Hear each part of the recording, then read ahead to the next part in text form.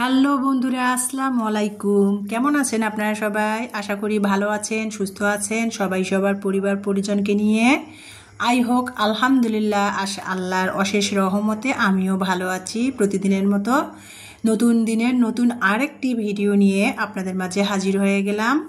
আজকে রোজ শুক্রবার, সবাইকে জানাই জুমা মোবারক।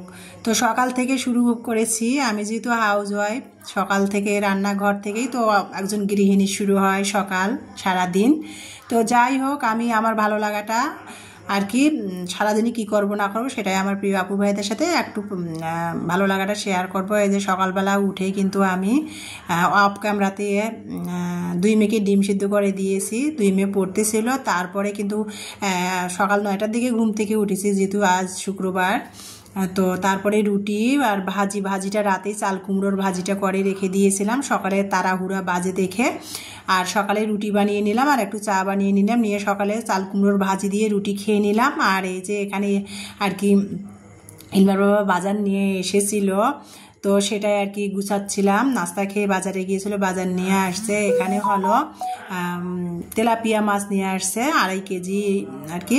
বাজার থেকে আমার কষ্ট হবে দেখি কেটেই নিয়ে আসছে, আর ও বাজার করলে সবসময় কেটে নিয়ে আসে। তারপরে 2টা দেশি মুরগি নিয়ে আসছে, 2টা দেশি মুরগি 800 টাকা নিয়েছে। দেশি মুরগি তো অনেক দাম। তো যাই হোক, তা মুরগিগুলাতে না গ্রাম থেকে মনে হয় গৃহস্থ মানে মুরগি বিক্রি করছে। আর এখন তো শ্রাবণ মাস, এই সময়টা না গ্রাম অঞ্চলে অনেক গ্রামের মানুষের অভাব অনাটানো মানে থাকে। তো হয়তো টাকার জন্য মুরগিগুলো বিক্রি করছে। মুরগিতে না মুরগির পেটের ভিতর দেখছি ডিম হয়েছে অনেকগুলা। তো যাই হোক, আর তেলও হয়েছে। তো ডিম পাড়া মুরগি তো তেল একটু হয়ে, তো সেই জন্য ইলমার বাবা নিয়ে আসছে তেলগুলো। দেখেন কীরকম তেল। আর বাজার থেকে না মুরগিটা ড্রেসিং করে চামড়া ডানা চামড়া ফালাই দিয়ে নিয়ে আসছে। আর ইলমার বাবা সবসময় মুরগি মাছ কিনলে আমার কষ্ট কমানোর জন্য বাজার থেকে পরিষ্কার করে মুরগি নিয়ে আসে, আর বাসায় পরে আমার মতো করে আমি সাইজ করে করে কেটে নিই। এই যে মাছগুলো যেমন কেটে নিয়ে আসছে আমার কষ্ট কমানোর জন্যে। তো মাছগুলো পরে পানি দিয়ে আমি হালকা করে মাছের যে আঁশটাগুলো আর রক্তগুলো ধুয়ে পরিষ্কার করে ফ্রিজে রেখে দিলাম। এখন মুরগিটা কাটতেছি, আর মুরগিটার মধ্যে দেখেন কি পরিমাণ তেল। ডিমওয়ালা মানে মুরগিটা মনে হয় 20-25 দিনের মধ্যে আর কি ডিম পারতো। অনেকগুলা আর কি ডিম হয়েছে মুরগির পেটের মধ্যে, আর তেল দেখেন কীরকম। আর দেশি মুরগি বলে কথা আর কি। তো যাই হোক, ইলমার বাবা বাসায় থাকলে কিন্তু দেশি মাছ নদীর, তারপরে দেশি মুরগি এগুলো আনে, এগুলো ও খায়। ও কিন্তু ব্রয়লার মুরগি কোনোদিনও খায় না, পাঙ্গাস মাছ ব্রয়লার মুরগি এই ধরনের খাবার খায় না। তো ও বাসায় থাকলে সবসময় দেশি মাছ বা দেশি মুরগিগুলো খাওয়া হয়। ও না থাকলে আমাকে হাত খরচা যে টাকা দিয়ে যায় সেটা দিয়ে আমার মেয়েরা যেগুলো খায় পছন্দ করে আমি সেগুলোই কেনার চেষ্টা করি। তো যাই হোক, এই যে দেশি মুরগি নিয়ে আসছে, কাটতেছিলাম আমার মতো করে আর কি কেটে মুরগিগুলো সাইজ করে ফ্রিজে রেখে দিব। মানে 2টার একটা আর একটা আমি রান্না করব। আর দেখেন কি পরিমাণ মুরগিতে আর কি তেল হয়েছে। আর বন্ধুরা একটা কথাই বলি, আমি কয়েকদিন ধরে আপনাদের পরিবারে ঠিক মতো যাইতে পারতেছি না আর কি। যখন একটু সময় পাচ্ছি কাজের ফাঁকে বা যখন সময় পাচ্ছি আপনাদের অনেক আপু ভাইয়াদের পরিবারে যেয়ে বেড়ায় আসতেছি। আর যাদের পরিবারে একেবারে আমি কয়েকদিন ধরে যেতে পারতেছি না, ইলমার বাবা চলে গেলে তাদের পরিবারে আমি একের সাথে যাই। আর 2-3 দিনের ভিডিও সবার দেখে আসবো। আপুরা ভাইয়ারা আপনারা একটু ধৈর্য সহকারে ধৈর্য নিয়ে আমার পাশে থাকবেন। আমি যে আপনাদের পরিবারে সময় মতো যাচ্ছি না বলে অধৈর্য হয়ে আপনারা আমার পাশ থেকে চলে যাইয়েন না। আর একজন বন্ধু আর একজনের বন্ধুর পাশে থাকবে সব সময়, এটাই তো বন্ধুত্বর পরিচয়, তাই না? একজন বন্ধু যদি আর একজন বন্ধুর কোনো না কারণে যদি যেতে না পারে, তাই বলে কি বন্ধু কখনো পাশ কেটে চলে যায়? কখনোই যায় না। প্রকৃত বন্ধুরা কিন্তু কখনোই যায় না। তা আমি সেটাই মনে করি, আপনারা প্লিজ আমাকে ভুল বুঝে আমার পরিবার থেকে চলে যেন না, একটু ধৈর্য ধরবেন। আমি সময় সুযোগ করে একটু ব্যস্ত আছি খুব। আর 2 দিন মানে আর একদিন পর আর কি আমি আর একদিন ব্যস্ততা আমার আছে। ব্যস্ততা কেটে গেলে আমি আপনাদের পরিবারের রেগুলার অ্যাক্টিভ বন্ধু হয়ে থাকবো সময় সুযোগ মতো। আর এই কয়েকদিন ধরে যে আপনাদের পরিবারে যেতে পারতেছি না, একসাথে আপনাদের পরিবারে যেয়ে আমি ভিডিও দেখে আপনাদের পরিবারে অ্যাক্টিভ বন্ধু হয়ে থাকবো। প্লিজ আপনারা অপেক্ষা করবেন, ধৈর্য ধরবেন। তো যাই হোক বন্ধুরা, যেটা বলতেছিলাম, তারপরে কিন্তু মুরগিটা কেটে বেছে, মাছগুলো তো ধুয়ে ফ্রিজে রেখে দিলাম, মুরগিটা কেটে বেছে কিন্তু মশলা কষিয়ে নিলাম। মাংসতে যে যে মশলা দেয় সেগুলো কষিয়ে নিয়ে এখন আমি দেশি মুরগিটা রান্না করতেছি। আর মুরগিটার মধ্যে অনেক তেল ছিল, সেটা তো দেখতে পেয়েছেন। এই জন্য আমি ভাবলাম যে 2-3টা আলু দেই। আর দেশি মুরগি তো ভুনাটা ভালো লাগে না, ব্রয়লার মুরগির ক্ষেত্রে ভুনা ভালো লাগে। দেশি মুরগি কিন্তু একটু ঝোল ঝোল, ছোটো মুরগি বলেন বা দেশি মুরগি বলেন, একটু পাতলা ঝোলটাই ভালো লাগে আমার মনে হয়। দেশি মুরগি এমনিতেই শক্ত, আর ভুনা করলে কিন্তু ভালো লাগে না।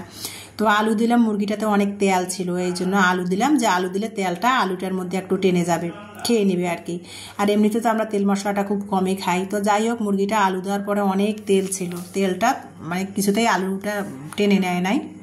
তো যাই হোক, তারপরে কিন্তু আমি মুরগির মাংসটা রেগুলার যে মাংসের মশলাগুলো দিয়ে কষিয়ে, মাংসটা কষিয়ে, তারপরে আলু দিয়ে কষিয়ে নিয়ে আমি মুরগির মাংসটা কিন্তু 10-12 মিনিট ধরে কষিয়েছি। দেশি মুরগি যেহেতু কষাতেই কিন্তু অনেকটা সিদ্ধ হয়ে গেছে। তারপরে আমি ম্যাজিক চুলাতে স্টিলের বাটিতে করে পানি গরম করে তারপরে কিন্তু আমি মুরগির মাংসের মধ্যে দিয়ে দিলাম, তাড়াতাড়ি হয়ে যাবে আর কি। দিয়ে ঢাকনা দিয়ে দিলাম। আর এখানে অপর সাইডে কিন্তু আমি একটু ওই যে কলার থোর নিয়ে আসছি, কেউ এটাকে কলার কান্দাল বলে, আমরা এটাকে কলার কান্দালে বলি। তো যাই হোক, নাম হয়তো বিভিন্ন, এক জিনিসের নাম একজন এক এক নামে চেনে, কিন্তু এটাকে কেউ কলার থোর বলে, কেউ কান্দাল বলে, তো কেউ কলার বগলি বলে। তো যাই হোক, আমি কলার থোরটা আর কি 2টা মেয়ে খেতে চেয়েছিল, 2টা বাজার থেকে নিয়ে আসছে 30 টাকা দিয়ে ইলমার বাবা। তো কলার থোরটা কিন্তু কেটে আর কি আমি এখানে নিলাম, এই যে কুচি কুচি করে কেটে নিয়েছি। মসুরের ডাল দিয়ে নাকি আমার মেয়ে কলার থোর খাবে। তো মসুরের ডাল দিয়ে কলার থোরটা রান্না করার আগে কিন্তু মসুরের ডালটা আমি ভিজিয়ে রেখে দিয়েছিলাম 5 মিনিট ধরে, তাড়াতাড়ি সিদ্ধ হওয়ার জন্য। তো মসুরের ডালটা ভিজিয়ে রেখেছিলাম, ধুয়ে কলার থোরটা চিকন করে কেটে তারপরে কিন্তু এখানে কাঁচামরিচের পেস্ট দিয়েছি, কাঁচামরিচ বাটা, রসুন বাটা, একটুখানি আদা বাটা, আর একটা পেঁয়াজ কেটে অর্ধেকটা দিলাম, দিয়ে জিরা ধনিয়ার গুঁড়া, লবণ, হলুদ দিয়ে আমি পানি দিয়ে সিদ্ধ বসিয়ে দিলাম।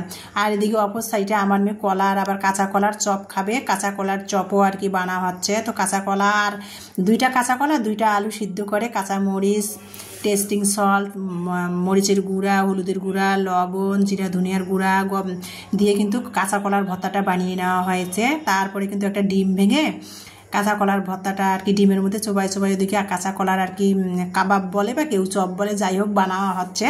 আর এদিকে অপর সাইডে কিন্তু আমার কলা দিয়ে যে কলার কান্দাল দিয়ে বা কলার থোর, যাই হোক কলার থোর দিয়ে যে মসুরের ডালটা রান্না হয়ে গেল। এখন কিন্তু আমি তেলানি করলাম রসুন, পেঁয়াজ, 1 চিমটি জিরা আর 2টা তেজপাতা দিয়ে। তো এই যে তেলানি করে নিলাম, হয়ে গেল কলার থোর দিয়ে আমার দুপুরের রান্না। দেশি মুরগি, আলু দিয়ে দেশি মুরগির পাতলা ঝোল, কলার চপ আর কলার কান্দাল বা কলার থোর দিয়ে মসুরের ডাল। এই যে দুপুরের খাবার, এটাই আর কি আজকে আমাদের শুক্রবারের খাবার। তো বন্ধুরা, খাবারটা দুপুরে আর কি এখন বাজে দুপুর 2টা। তো দুপুরের খাবার খেতে খেতে আপনাদের মাঝ থেকে বিদায় নিব। এই যে কলার চপ, গরম গরম ভাতে গরম গরম কলার চপ কিন্তু সেই লাগে খেতে। আর আমার 2 মেয়ে কিন্তু কলার চপ খুবই পছন্দ করে। কাঁচা কলা কিন্তু আমরা তরকারিটা খুব কমই খাই, যদি কেনা হয়। কলার চপটাই আমার 2 মেয়ে পছন্দ করে। তো যাই হোক, গরম ভাতের সাথে কলার চপ দিয়ে বিসমিল্লাহ করে খাওয়া শুরু করছি। সেটাই আমার ভালো লাগাটা আমার আপু ভাইদের সাথে শেয়ার করতেছিলাম। আর এই 1 চিমটি যদি লেবু থাকে তাহলে তো আর কোনো কথাই নাই। তো যাই হোক, মসুরের ডাল দিয়ে যে কলার থোরটা রান্না করেছি সেটা দিয়ে আর কি কলার চপ দিয়ে খেয়ে মসুরের ডাল দিয়ে কলার থোরটা রান্না করেছি সেটা নিয়ে নিলাম, সেটা দিয়ে খাচ্ছি। আর এতটাই মজা হয়েছিল যে মসুরের ডাল দিয়ে কলার থোরটা রান্না করেছি আর কি। আজকে 2 আইটেমের কলার আইটেমও করা হয়েছে, কলার চপ, কলার থোর মসুরের ডাল দিয়ে, আর দেশি মুরগির ঝোল আলু দিয়ে পাতলা ঝোল একটু করেছি, সেটা দিয়ে দুপুরের খাবার খাচ্ছি। তো বন্ধুরা, ভিডিওটা দেখার জন্য আমার অসংখ্য আপনাদের ধন্যবাদ। আমার নেক্সট ভিডিও দেখার সবাইকে আমন্ত্রণ জানিয়ে আজকে দুপুরের খাবার খেতে খেতে আপনাদের মাঝ থেকে বিদায় নিব। সবাই ভালো থাকবেন, সুস্থ থাকবেন। আমার নেক্সট ভিডিও দেখার সবাইকে আমন্ত্রণ জানিয়ে বিদায় নিচ্ছি বন্ধুরা দুপুরের খাবার থেকে। তো আর কি বলবো, সবাই ভালো থাকবেন, সুস্থ থাকবেন। আল্লাহ হাফেজ।